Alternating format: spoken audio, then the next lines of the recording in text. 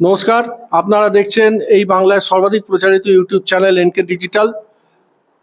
আমরা এসছি আপনাদের সামনে ভোটের হওয়া অনুষ্ঠান নিয়ে এবং নিয়মিত বিভিন্ন প্রার্থীদের আহ, প্রচারের কীরকম কি হাওয়া কি বুঝছেন তারা, এই সমস্ত কারণে আমরা বিভিন্ন প্রার্থীদের কাছে যাচ্ছি। আজকে আমরা এসছি আমাদের হাওড়া জেলার জগৎবল্লভপুর বিধানসভা কেন্দ্রের সর্বভারতীয় তৃণমূল কংগ্রেস মনোনীত প্রার্থী সুবীর চ্যাটার্জি, যিনি টিঙ্কাইদা নামে বেশি পরিচিত।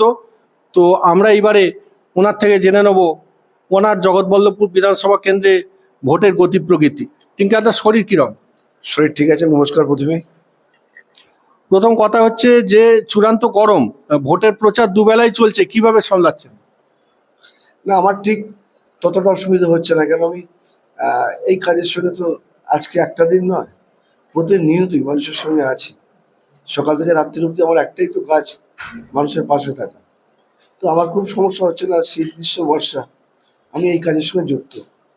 অতি বর্ষণেও আমি আছি, অতি ঝড়েও আছি, আর অতি গরমেও আছি।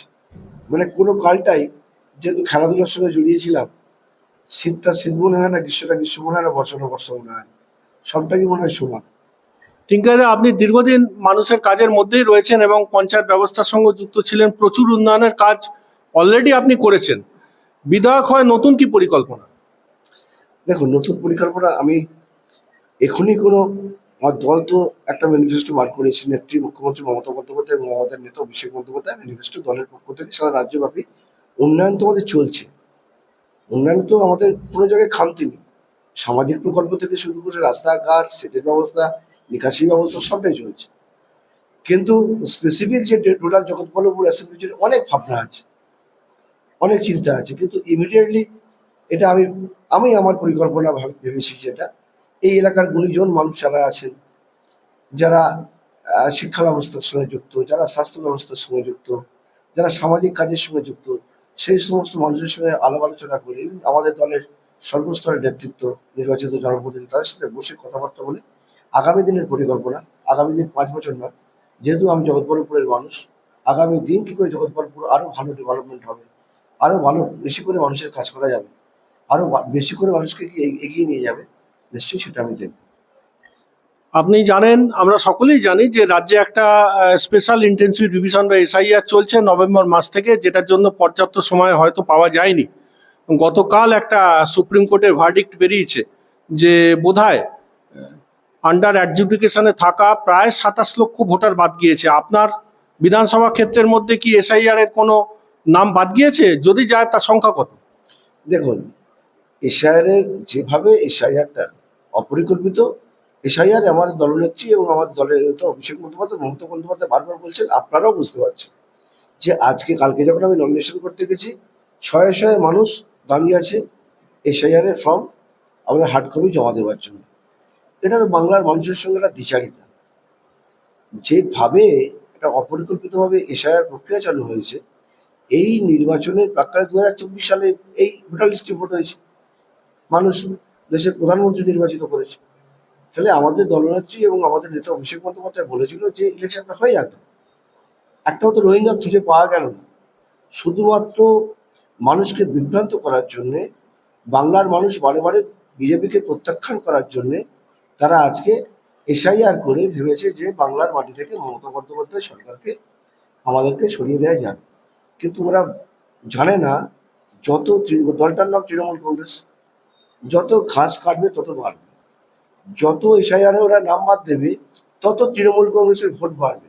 আজকের তারিখে আপনি লিখে রেখে দিন, বিজেপি 50টার ওপর বেরোতে পারবে না, 50টা সিটের ওপর বেরোতে পারবে না। যেভাবে মানুষ ওদেরকে প্রত্যাখ্যান করবে, ওরা আগামী দিনে বাংলার রাজনীতি করার ক্ষেত্রে, ওদের দলীয় পতাকা টাঙানোর ক্ষেত্রে লোক পাওয়া দুর্বিষহ হয়ে উঠবে। এটা আজকের দিনে আমার ইন্টারভিউটা আপনি 4 তারিখে আমাকে বলবেন না, যেটা আমার নেতা অভিষেক বন্দ্যোপাধ্যায় বলছে, আমি একই কথা বলছি। মানুষের একটা তীব্র যন্ত্রণা। তার মানে কি আপনি বলতে চাইছেন যে এসআইআর নিয়ে নির্বাচন কমিশন যত বেশি এরকম উল্টোপাল্টা রুলিং জারি করবে, তত কি ভোটাররা ঐক্যবদ্ধ এবং কনসলিডেট হবে? হ্যাঁ, মানুষ তো তত তৈরি হচ্ছে, মানুষ তত তৈরি হচ্ছে, যত শুধু তো নির্বাচন কমিশনার নয়, নির্বাচন কমিশন এবং কেন্দ্রীয় সরকার যাদের অঙ্গুলিয়ালনে চলছে, নির্বাচন কমিশন তো একটা পুতুল হয়ে বসে আছে, যেভাবে বলছে সেভাবে চলবে। এসআইআর হওয়ার আগেই বলে দিচ্ছে যে নেতারা 1 কোটি বাদ যাবে, 80 লাখ বাদ যাবে, কে বলছে 1.5 কোটি বাদ যাবে। বাহ, এরা কারা? বাংলার শত্রু। রাজ্যে একটা হাই ভোল্টেজ কেন্দ্র ভবানীপুর। আমি দীর্ঘদিন আপনি রাজনৈতিক ময়দানে আছেন এবং মাঠে ময়দানে থাকা মানুষ। আমি রাজ্যের ফলাফল এবং তৎসহ বিশেষ করে ভবানীপুরের ফলাফল আপনার থেকে একটু অগ্রিম পাওয়ার চেষ্টা করি। বিরোধী দলনেতা ভবানীপুরে হাওয়া বাতাস বোঝে না, ও গেছে ভবানীপুরে দাঁড়াতে, ওকে অমিত শাহ পাক্কা মুরগি করে দিয়েছে যে ওর রাজনৈতিক কেরিয়ারটা শেষ হওয়ার মুখে। দেখে নেবেন 2026-এর পর ওই রাজনৈতিক কেরিয়ার শেষ হয়ে যাবে।